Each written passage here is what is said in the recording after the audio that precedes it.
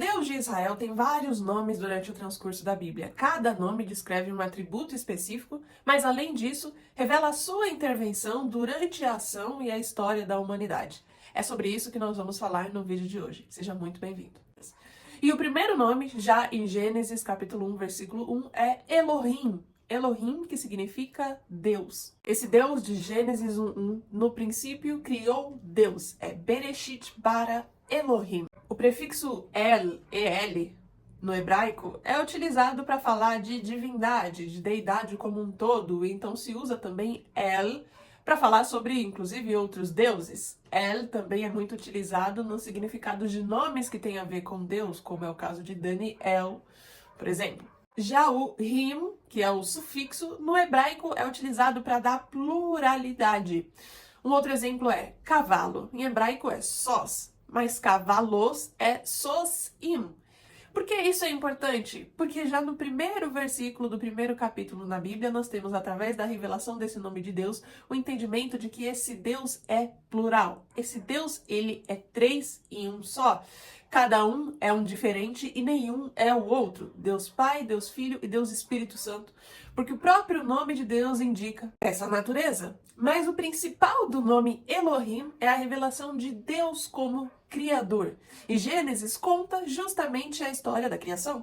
O que o nome Elohim nos demonstra é que Deus, desde o princípio, revela a sua identidade. Ele diz exatamente o que ele é, ele também fala exatamente o que está fazendo. Identidade é uma característica muito importante que se foi perdida durante a pós-modernidade em uma geração que se considera pós-cristianismo.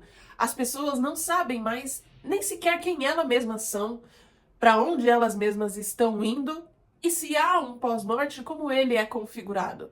Elohim nos mostra que Deus, ele é Pai, Filho e Espírito Santo, ele é plural, ele é o Deus Rei do cosmos, ele criou a Terra. Nós não evoluímos de nenhum outro ser, nós somos criados dessa maneira. Ele é o transcendente, ele é o inigualável. Ele é o Filho, aquele que tabernaculou, se fez humano, entendeu e viveu as nossas mazelas, deu a vida por nós. Ele é o Espírito, aquele amigo, o Consolador que está dentro de nós todos os dias. O nosso Deus é o único capaz de completar esse vazio do eterno que existe em todos os seres humanos, de forma que nenhuma outra deidade, obviamente, conseguiria. O segundo nome de Deus é o nome Adonai. Esse nome significa Senhor. Esse já é o nome que atribui a soberania de Deus. Como ele é dono de tudo, como ele possui todas as coisas, como ele é inerrante e implacável. Adonai aparece pela primeira vez em Gênesis, capítulo 2, versículo 4, quando diz que essa é a gênese dos céus e da terra, que o Senhor Deus os criou. Em hebraico é Adonai Elohim, sendo Senhor, então, Adonai. O importante aqui é que logo após ter criado toda a terra e tudo que nela existe, a Bíblia já coloca esse Deus com o nome Adonai, como sendo o Senhor, o soberano, e antes, inclusive, da criação do homem. E então Deus parte para a criação e formação de Adão, coloca-o no jardim do Éden, o dá um trabalho dentro desse jardim e, posteriormente, faz uma mulher que é a sua auxiliadora idônea. O ponto é que Deus só vai deixar de ser Adonai e, portanto, Senhor Deus, no capítulo 3 de Gênesis, quando a serpente introduz aquela conversa com a mulher. Quando a serpente começa a conversar com Eva, ela diz, não é assim que Deus disse, podem comer de todas as árvores do jardim, ou seja, nesse momento, a serpente, o diabo, já não chama Deus de Senhor Deus, já elimina de Deus o nome Adonai, que tipifica o senhorio do nosso Salvador. E então Eva, consequentemente, também começa a conversar com a serpente e deixa de se referir a Deus como Senhor Deus, somente como Deus.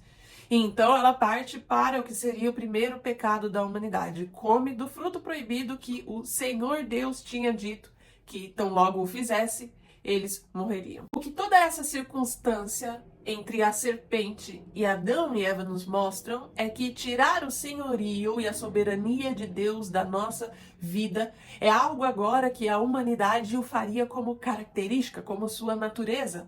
A humanidade, agora danificada com esse DNA, entenderia que ela mesma é dona do seu próprio destino. Ela mesma pode ser Deus, como a serpente falou com a mulher. Ao comer desse fruto, você será como ele. Mas a serpente sabia que em momento nenhum a humanidade é capaz de se tornar como Deus. Nem ela mesma pode ser como Deus, apesar de que era o querubim ungido, porque ninguém é como o Senhor Deus. Então nós já nascemos com essa necessidade pecaminosa de não querer nos submetermos, não querer obedecer e pensar que nós mesmos somos aqueles que ditamos o destino e a história da nossa vida. Muitas vezes até mesmo dentro de igrejas, até depois da nossa conversão, a gente estrategicamente, em algumas situações, tira Deus do senhorio e da soberania.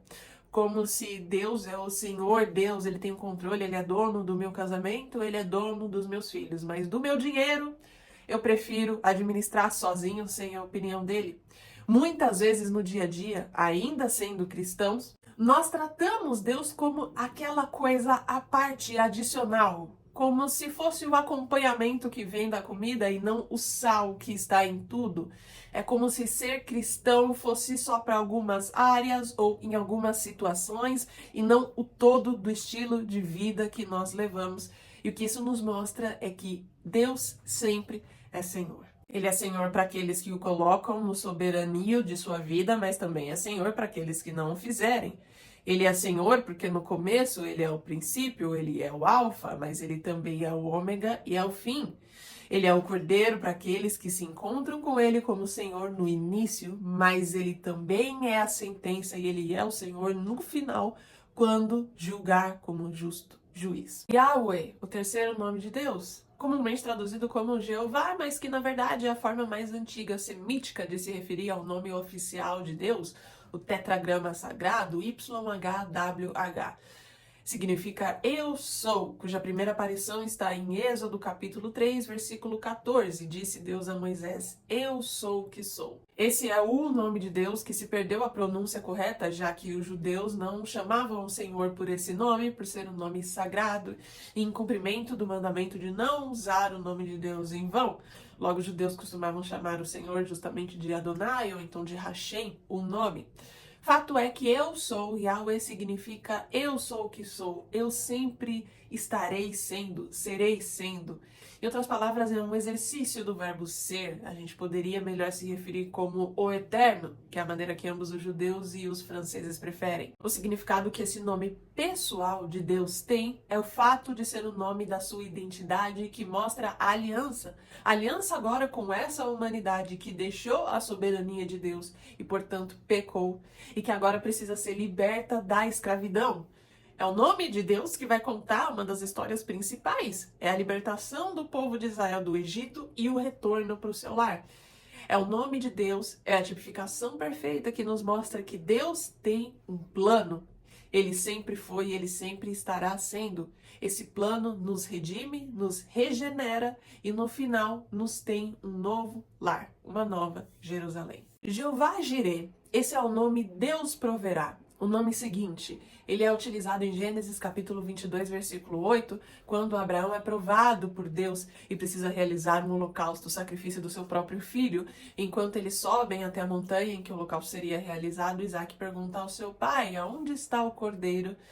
E Abraão diz, Deus proverá, Jeová Jireh. É o Deus que nos revela através da provação mais sobre o nosso próprio caráter e mais sobre a nossa própria vocação e submissão a Ele. É nessa história que Deus revelou que o filho, a bênção que é Isaac, a promessa, o resultado da promessa da semente que Deus tinha prometido a Abraão, tornou-se, na verdade, um ídolo para o seu coração, porque tão pronto Abraão alcançou, deixou de edificar altares ao Senhor enquanto peregrinava por Canaã.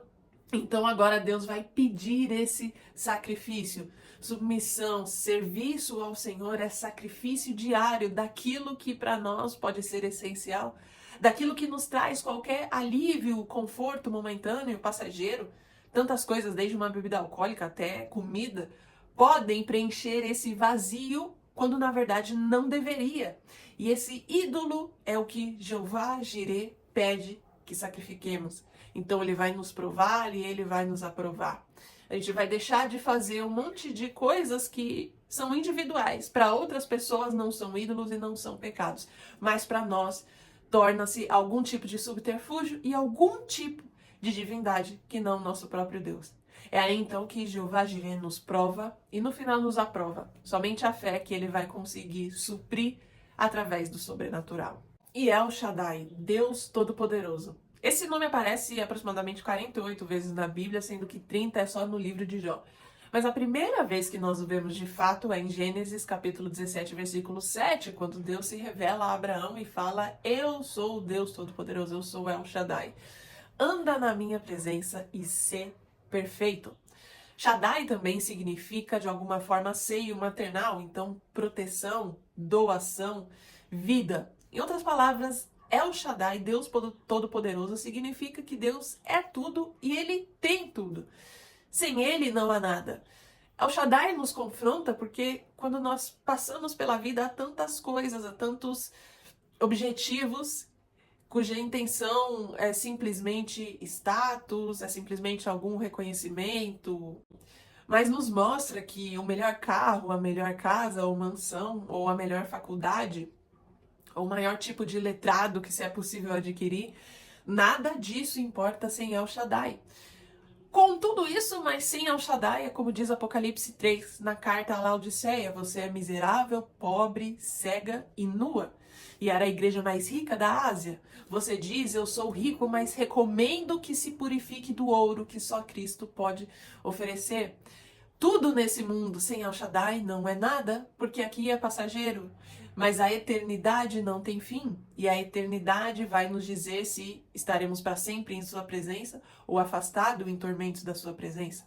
El Shaddai nos mostra que nesse mundo aqui podemos não ter nada, mas com ele, assim como Lázaro, tínhamos tudo. Nem sempre o nosso objetivo, a nossa motivação, na verdade, nunca pode ser somente pelas coisas, e sim a serviço daquele que nos comissiona. Bom, Deus tem muitos outros nomes, tem Jeová Rafá, tem El Elyon, mas isso quem sabe fica para outra oportunidade. Eu espero que você tenha gostado desse vídeo, compartilhe e comente. Te vejo na próxima.